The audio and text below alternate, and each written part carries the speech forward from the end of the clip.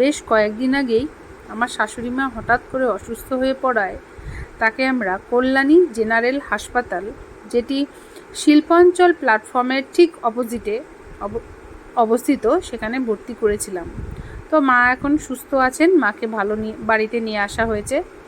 তবে এই হাসপাতালের নার্স, আয়া, ডাক্তার, সিকিউরিটি গার্ড সবার ব্যবহার ছিল ভীষণ ভালো।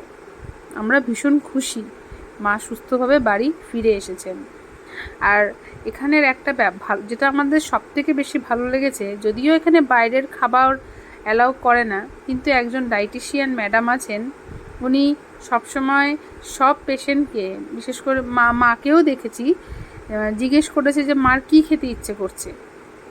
মা যেরকম বলেছে ওনারা নার্সিংহোম থেকে মাকে সেরকমই খাবার খেতে দিয়েছে। এছাড়াও সব রকম ফেসিলিটি এখানে আছে।